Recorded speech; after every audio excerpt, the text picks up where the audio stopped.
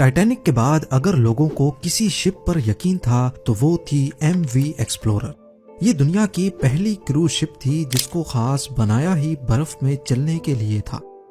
ناظرین، 1960s میں سمندر کے راستے انٹارکٹیکا کا سفر کرنا تقریباً ناممکن سمجھا جاتا تھا، کیونکہ وہاں پر سمندر برف سے بھرا ہوتا تھا اور اس صورت میں کسی نارمل شپ کا وہاں پر جانا موت کو دعوت دینے جیسا ہی تھا۔ مگر ایک Swedish American businessman Eric Lundblad نے اسے چیلنج سمجھ کر قبول کیا اور ایک ایسی شپ بنانے کا ارادہ کیا جو بآسانی انٹارکٹیکا کا سفر کر سکے، اور جو لوگ انٹارکٹیکا دیکھنے کا خواب رکھتے تھے وہ اپنا خواب پورا کر سکیں۔ اسی مقصد کے لیے ایک اسپیشل شپ تیار کی گئی جس کی لمبائی 240 فٹ اور وزن 2300 ٹن سے بھی زیادہ تھا۔ اس شپ کو لنڈ بلیڈ ایکسپلورر کا نام دیا گیا۔ ایکسپلورر کا کمپیریزن اگر اتہاس کی مشہور شپس ٹائٹینک یا پھر RMS اولمپک سے کیا جائے تو یہ ان سے چھوٹی تو ضرور تھی، مگر مضبوطی میں اس کا کوئی جواب نہیں تھا۔ یہ وہ پہلی کروز شپ بنائی گئی تھی جس کا مقصد پیسنجرز کو انٹارکٹیکا کے برفیلے پانی کی سیر کرانا تھا۔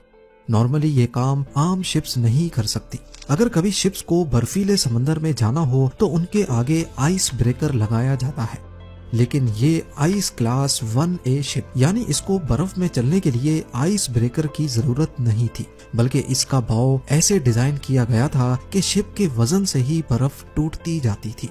اس شپ میں 104 پیسنجرز اور 54 کریو ممبرز کے لیے جگہ موجود تھی۔ کروز شپ میں تمام لگژری فیسلٹیز کے ساتھ ساتھ ایک اور چیز بھی تھی جو MV ایکسپلورر کی شان میں اضافہ کر رہی تھی، کیونکہ اسے خاص طور پر انٹارکٹیکا کے سفر کے لیے بنایا گیا تھا اور وہاں موجود برف سے محفوظ رکھنے کے لیے اس کے حل کو ڈبل لیئر میں بنایا گیا تھا۔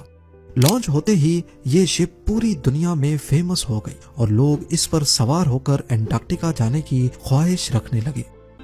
2007 تک MV ایکسپلورر انٹارکٹیکا کے 250 کامیاب سفر کر چکی تھی، لیکن اسی سال کے نومبر میں اس کو ایک ایسے سفر پر روانہ ہونا تھا جہاں سے لوٹ کر یہ کبھی واپس نہیں آئے گی۔ یہ نومبر 2007 تھا۔ MV ایکسپلورر اپنے 19 روزہ سفر کے لیے بالکل تیار تھی۔ اس کو ارجنٹینا کے شہر اسوائیا سے اسٹارٹ لینا تھا اور فاکلینڈ آئی لینڈ سے ہوتے ہوئے ساؤتھ جارجیا آئی لینڈ اور پھر انٹارکٹیکا تک پہنچنا تھا۔ 11 نومبر 2007 کو MV ایکسپلورر میں 100 پیسنجرز اور 54 کریو ممبرز ایک بار پھر سے انٹارکٹیکا کے اس حسین سفر کے لیے روانہ ہوئے۔ یہاں تک سب کچھ نارمل چل رہا تھا، کسی کو بھی اندازہ نہیں تھا کہ ان کا یہ حسین سفر ان کو کس مصیبت میں دھکیلنے والا ہے۔ MV ایکسپلورر کے کیپٹن 49 ایئرز کے بینٹ وائمن تھے۔ وہ ہزاروں بار اس برف سے بھرے سمندر پر شپس چلا چکے تھے اور اسی ایکسپیرینس کی وجہ سے ہی پیسنجرز خود کو محفوظ سمجھ رہے تھے۔ پر انٹارکٹیکا کے شپ کیپٹنز چاہے کتنے بھی ایکسپیرینسڈ کیوں نہ ہو، وہاں کی بدلتی کنڈیشنز کی وجہ سے ہر بار مختلف مسائل کا سامنا کرنا پڑتا ہے اور ہر بار ایک نیا چیلنج ان کے لیے تیار ہوتا ہے۔ اس سفر کی شروعات میں کیپٹن بینٹ وائمن نے ایک حیران کن فیصلہ کیا۔ وہ اپنے پلانڈ روٹ سے ہٹ کر شپ کو ایک نئے روٹ پر سے لے کر جانا چاہتے تھے، کیونکہ کیپٹن کا ماننا تھا کہ ایسا کرنے سے شاید وہ زیادہ برف والے علاقوں سے بچ کر اپنی منزل تک پہنچ سکیں گے۔ شروعات کے 10 دن بالکل معمول کے مطابق چل رہے تھے، لیکن 22 نومبر کی شام کو سورج غروب ہو رہا تھا اور پیسنجرز اپنے اپنے کیبنز میں جانے کی تیاری کر رہے تھے۔ اسی دوران MV ایکسپلورر ایک ایسے علاقے میں انٹر ہوئی جہاں پر کافی زیادہ برف موجود تھی۔ کیپٹن نے اناؤنسمنٹ کی کہ ہم برف والے علاقے سے گزر رہے ہیں، اسی لیے برف کے بار بار ٹکرانے کی وجہ سے شور پیدا ہوگا اور یہ رات آپ سب کو برداشت کرنی پڑے گی۔ اندھیرے کی وجہ سے کیپٹن نے شپ کی رفتار کو کم کر کے صرف 5 ناٹس پر سیٹ کر دیا تھا، یعنی قریب 10 کلومیٹرز پر آور۔ آہستہ آہستہ شپ پتلی برف کی لیئر سے نکل کر موٹی اور پرانی برف کی لیئر والے علاقے کی طرف بڑھ رہی تھی، مگر کیپٹن کو اس بات کا اندازہ نہیں ہوا کیونکہ رات کے 10 بج چکے تھے اور زیادہ کچھ دکھائی بھی نہیں دے رہا تھا۔ آدھی رات کے وقت اچانک شپ ایک زوردار آواز کے ساتھ رک گئی۔ پہلے تو کسی کو کچھ سمجھ نہیں آیا، لیکن پھر معلوم پڑا کہ شپ ایک سخت برف کے تودے سے ٹکرا کر رک گئی ہے۔ کیونکہ کیپٹن نے پہلے ہی اناؤنسمنٹ کر رکھی تھی، اسی وجہ سے کافی پیسنجرز نے اس آواز پر دھیان نہیں دیا اور وہ سوتے ہی رہے۔ کچھ دیر بعد کیپٹن شپ کو دوبارہ سے چلانے میں کامیاب ہو گئے۔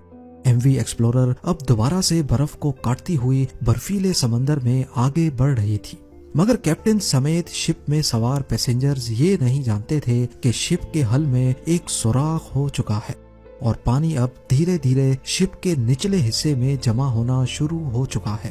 سوئے ہوئے پیسنجرز کی آنکھ تب کھلی جب ان کے کیبنز میں پانی بھرنا شروع ہو چکا تھا۔ کیونکہ پیسنجر کیبن جہاز کے نچلے والے حصے میں تھے، اسی لیے پانی سب سے پہلے وہیں پہنچا تھا۔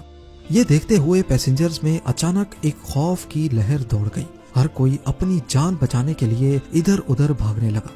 پانی اب ہر ممکنہ جگہ سے شپ میں داخل ہو رہا تھا، چاہے لائٹ سوئچ ہوں، ڈکٹ وینٹ یا پھر دروازے کی دراریں۔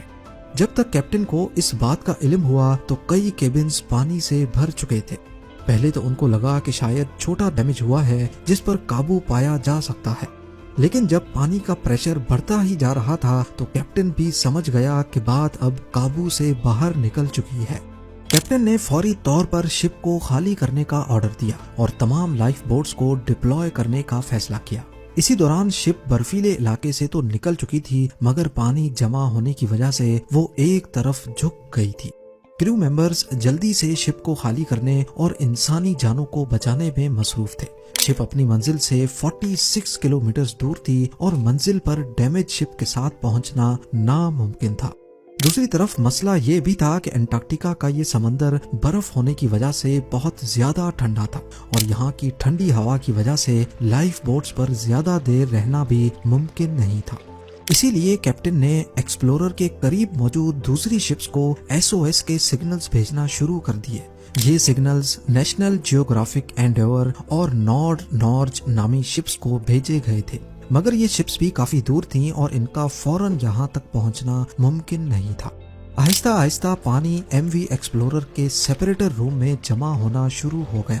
یہ وہ روم ہوتا ہے جہاں شپس کی تمام مشینری موجود ہوتی ہے، یعنی اسی روم سے ہی پوری شپ کو پاور دی جاتی ہے۔ اس روم میں پانی بھرنے کی وجہ سے اب ایم وی ایکسپلورر کی تمام الیکٹریسٹی بند ہو گئی۔ انٹارکٹیکا کے برفیلے سمندر کے بیچوں بیچ اب ایم وی ایکسپلورر بالکل اندھیرے میں تنہا کھڑی تھی۔ اس کے انجنز بند ہو چکے تھے اور اب شپ صرف سمندری لہروں کے رحم و کرم پر تھی۔ کیپٹن کو جہاں ایویکویشن کی فکر تھی، وہیں اب اس کو ایک اور خیال بھی تنگ کر رہا تھا۔ اگر شپ کا انجن دوبارہ سے آن نہ کیا گیا تو تیز ہوائیں اور لہریں شپ کو دوبارہ برف والے علاقے میں دھکیل سکتی تھی۔ الیکٹریکل فیلئر کی وجہ سے انجنز کو مینولی طریقے سے آن کرنے کی کوشش کی گئی۔ خوش قسمتی سے یہ آئیڈیا کام کر گیا اور انجنز ایک بار پھر سے اسٹارٹ ہو گئے۔ کریو ممبرز نے شپ کو خالی کرنے کا پروسیس مزید تیز کر دیا۔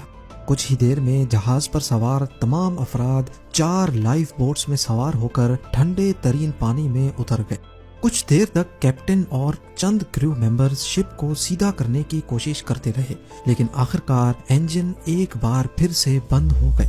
اب ایم وی ایکسپلورر میں پانی تیزی سے بھرتا جا رہا تھا اور کیپٹن کو جلد از جلد کوئی فیصلہ کرنا تھا، لہٰذا کیپٹن اور چند کریو ممبرز بھی شپ سے اتر کر لائف بوٹس میں سوار ہو گئے۔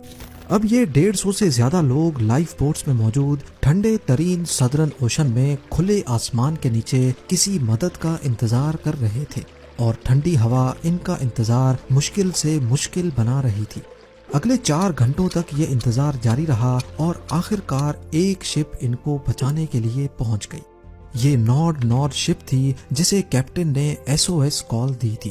تمام لوگوں کو تو کامیابی سے بچا لیا گیا، لیکن ایم وی ایکسپلورر کے نصیب میں ڈوبنا ہی لکھا تھا۔ ایم وی ایکسپلورر کے اس حادثے پر ایک انویسٹیگیشن ٹیم بھی بٹھائی گئی، جس سے یہ نتیجہ سامنے آیا کہ یہ نقصان کیپٹن بینکٹ ویمن کی غلطی کی وجہ سے ہوا، کیونکہ کیپٹن نے جس برف کو پہلے سال کی پتلی برف سمجھ کر شپ کو اس علاقے میں داخل کیا، اصل میں وہ کئی سال پرانی برف کی موٹی لیئر تھی۔ آج ایم وی ایکسپلورر کا شپ ریک پینگوئن آئیلینڈ سے 25 میل ساؤتھ ایسٹ میں 1300 میٹر کی گہرائی میں موجود ہے۔